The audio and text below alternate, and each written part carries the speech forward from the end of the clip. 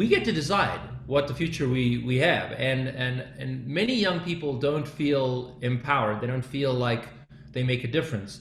And they're just wrong.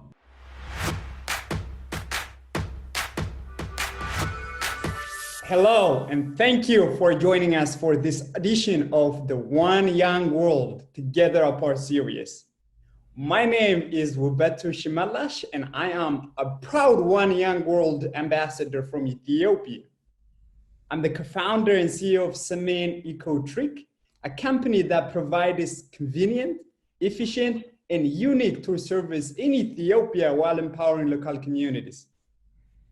It is my pleasure to be interviewing chef, restaurateur, philanthropist, and real food entrepreneur, Kimbal Musk.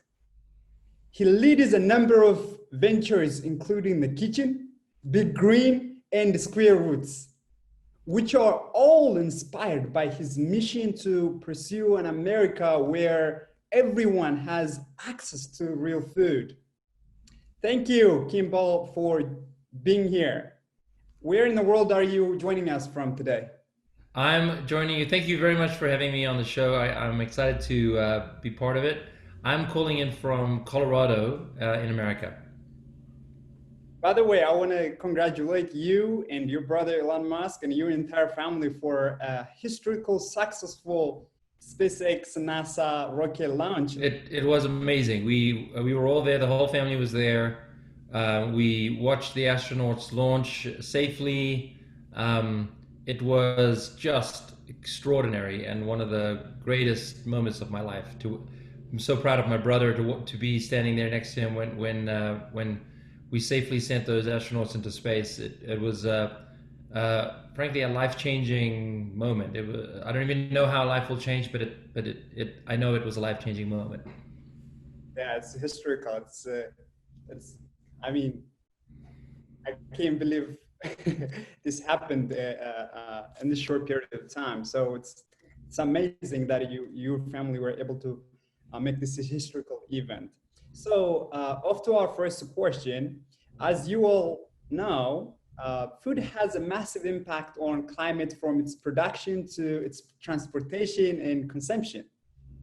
The impact of deforestation to biodiversity loss are immense. How do you initially become interested in the relationship between food and its environmental impact? Well, food for me has always been, from the beginning, it's been about community and gathering. And in fact, this particular crisis we're in right now, it makes it much harder for me to wrap my head around food, because it's not just about nutritious to the body, but it's about nutritious to the soul and nutritious to the mind.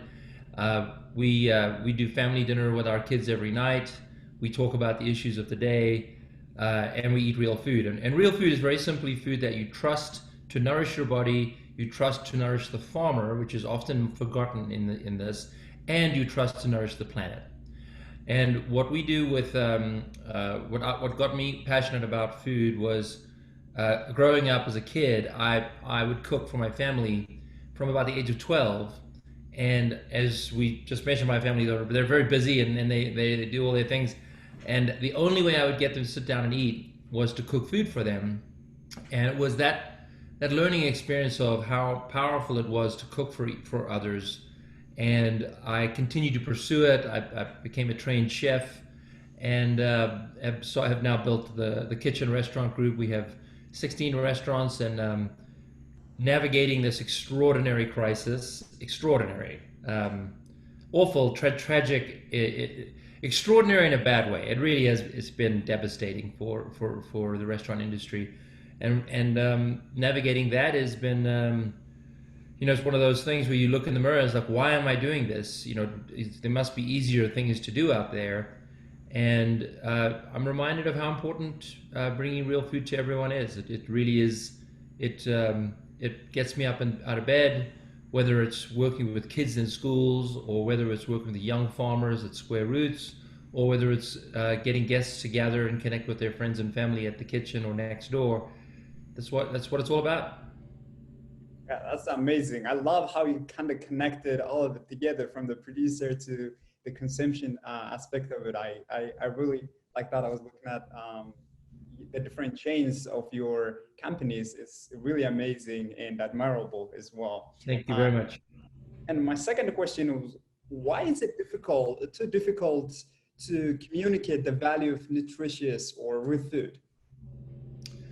Well, you know, we haven't found it difficult to communicate the value of real food. I think the challenge is we are going up against, you know, $20 billion a year of marketing from processed food and industrial food companies, and so we are one small part of making sure that kids know what real food is. They know what a carrot is. They know what a tomato is. They know what lettuces are, and even kale. Kids love to eat the kale coming out. It's probably the most popular thing. And yet, if you took them into a grocery store without a learning garden, they wouldn't even know what that stuff is, because there is no marketing associated with it. Whereas if my seven, she's now 7, but when she was 4 years old, I had never taken her to a McDonald's, and she knew the entire menu, all from advertisements. And so that the power of the marketing, unfortunately, is very hard to beat. But the good thing about my young daughter is she knows what a tomato is. She knows what a carrot is. She knows what her veggies are, and she's chosen to be a vegetarian. That's just her choice. I'm not a vegetarian, but it tells me that we can educate kids and they can make choices as long as they know what the choices are. Yeah, definitely. I grew up in the countryside of Ethiopia where like the means of economy is agriculture, which is we produce our own food in the backyard in our Yeah, land. So I understand what you mean in terms of like, it's just satisfying to be able to produce your own products and then be able to cook it and consume it. So absolutely. I cooked some food last night in the garden. Now is we have a learning garden in our backyard, and the bounty of food coming out of the garden is so much that we have to like figure out, strategize how to eat all of our greens before we have to give them away. And it's a fun exercise because it's just so beautiful growing food in your backyard. yeah, yeah. And my other question is, your nonprofit Big Green built this permanent outdoor learning garden classrooms in hundreds of underserved schools across America. Can you speak to the mission of this project and what do you hope to accomplish with it? Yeah, so our goal with Big Green is it's a nonprofit. We have a wonderful team led by Ty Brown, who's our president, a woman who together she and I are bringing real food to, or connecting kids to real food around America. And now, as of the past couple of years, with Plant a Seed Day, we're doing it around the world. So I believe we even had participants in Ethiopia who, on the first day of spring, we, using a lot of celebrity outreach and just social media, have gotten countries from around the world. I think we have 44 countries participate, and hundreds of thousands of kids and parents that plant a seed, a vegetable seed, on the first day of spring, and look towards the future. Because when you plant a seed, it's all about hope. It's all about thinking about the future. It's a beautiful thing. I love the idea of planting your seed is not just planting the food, but also there is a hope. In fact, like sometimes when I grow food in my backyard, like looking at them growing from a small plant to all the way to the big, trees or prepared food, it kind of gives me a lot of satisfaction. It feels like it's my own baby. Yeah, right. Exactly. You actually you learn that if you learn that if you look after it, it thrives just like your own baby, and if you don't look after it, it does not thrive. And that's not just a lesson for food, but it's a lesson for the planet. It's a lesson for your community and your friends and your family and your children. So we're really helping through food, giving kids around the world a connection to food, letting them learn about food, and then also helping them understand what the choices are for the future, and they can make better decisions. How did you come up with the idea of the Big Green? Like, what was the initial like, thought Yeah. of like, I want to start this right now? Well, it actually came out of we have a nonprofit in Boulder, Colorado, where they were doing school gardens, and they were very successful. But they had some issues with them. They were quite expensive. They would fall apart. They would be school gardens that would very typically be, if you didn't look after them for a few weeks, they would fall apart and overgrow. And I had a very serious accident in 2010. I went down a ski hill. I had an accident, landed on my head, broke my neck, going 35 miles an hour. I went to hospital. I was paralyzed for 3 days. Just the most awful thing you can imagine. But it was also a very powerful experience for me, a truly awakening. And I decided to focus on kids and food to help kids connect to real food. And in that process, looked at all of the different things I could do. And what I found out about school gardens was they worked very well when they worked, but most of the time they didn't work. And so I was like, well, why is it that some schools work, some schools don't? And what we learned was that if you put a fence around the garden, it just doesn't work because teachers have to get a key to open up and go into the garden. If you put a fence around it, then kids cannot play in the garden. We also learned that if you raise the beds up, then the kids can play and won't do any damage to the garden. And we built the irrigation into the learning garden so that it's easy to maintain. And so we created this new product, this new concept called the Learning Garden, which is easy to play in, it's easy to teach in, and it's beautiful to look at every day of the year, whether it's winter when there's nothing growing it to right now where it's a bounty. It is a beautiful permanent part of the school. Oh, wow. I can relate to that. I attended high school in a boarding school in Iowa, actually here in the United States, and we had like a huge farm where we got animals and then a huge plantation as well. We go, plant our own potatoes, and then instead of taking classes in the classroom, we'll go and take math, for example, by measuring the lands instead of measuring like. Yeah, no, you learn math and science exactly, totally. It's our the way we succeed is by teaching traditional lessons, so science, math, English, history in the learning garden, so teachers don't have to do extra work. This is just a beautiful place to teach. They go outside to teach their kids, and in the process, the kids are putting their hands in the dirt. They're learning about the earth, they're learning about the environment, and they're learning about food. Yeah, I think you put it together like very well in terms of you're producing food that you can eat, and meanwhile you're learning as a student as well and Yeah. getting the education that you need to accomplish. Exactly. Look, you're improving your test scores, which are very important, Yeah, and you're learning about real food at the same time. exactly, exactly. With the growing global population, what does the future of food production look like, and how can young people effectively leverage this opportunity at hand? Well, what we've done with Square Roots is I'm most excited about, which is we're empowering young people, young farmers. We almost next generation farmers is really because it's a different world to traditional farming where young people learn how to farm indoors in the city they live in, grow real food for their community. They make a good living, but it's mostly a training program where they come in and they learn how to farm. And then these are, yeah, again, this is their first job or this is their, maybe they want to change careers. And it has been just absolutely wonderful. It's Square Roots is in New York City, in Brooklyn, and it's in Michigan between Chicago and Detroit in Grand Rapids. And so we were able to service three major cities using our young farmers, and all the food is grown locally. We work with the energy in the community to optimize for alternative energy usage. In New York City, for example, if you use energy at night, you're using more alternative or renewable energy. And so our farms are growing at night, and the farmers work during the day when the light is not on. I mean, your family is obviously known for entrepreneurship and engineering.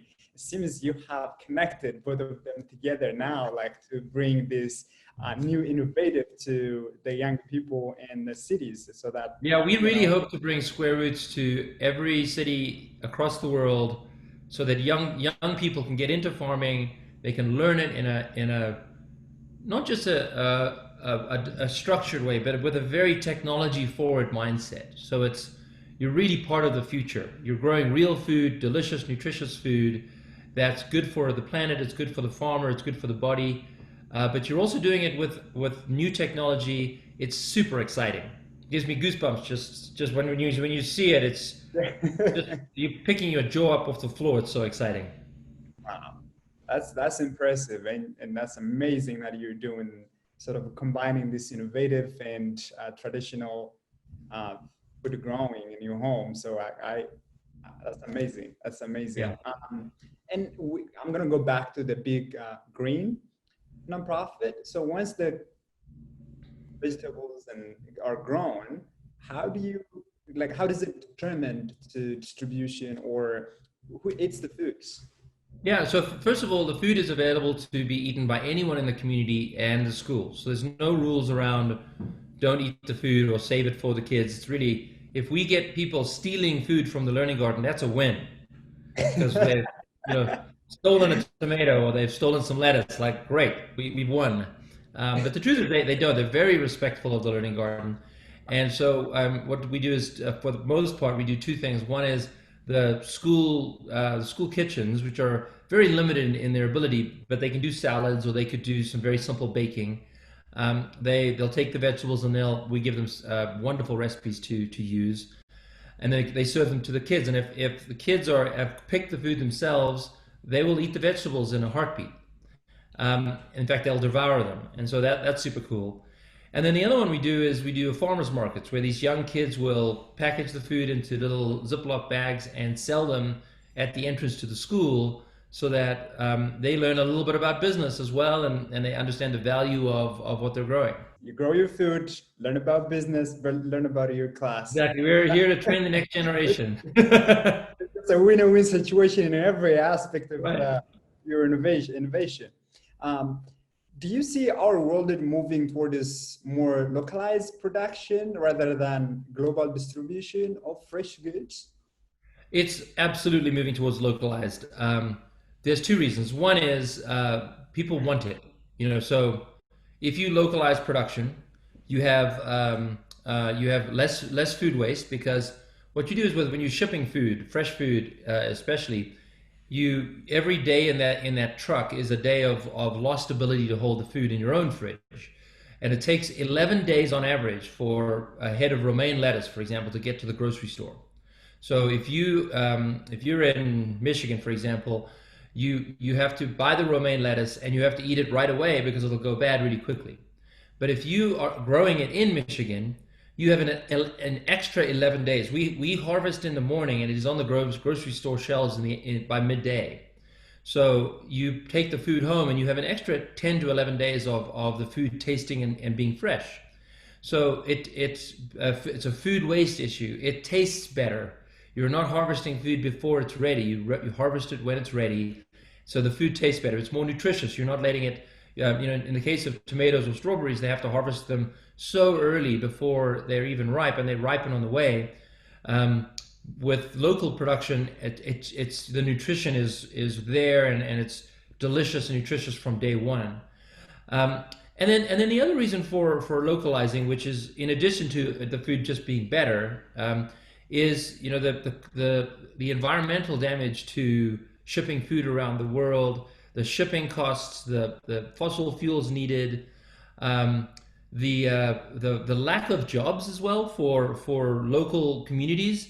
If we are in a town, I mean, it's a job creator for Chicago or for Detroit or for New York. But if you're shipping in food from China, I mean, it's really extraordinary. Places as far away as China, we're shipping food in.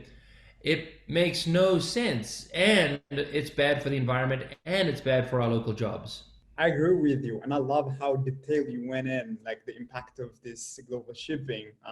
That's and you obviously doing that localization of the food production. That's wonderful. So before we wrap up, what final actions would you leave for the one younger community? I think the most important thing about young people, what I tell people is the future is decided by people. It's not like we're all stumbling along and bumping into walls along the way.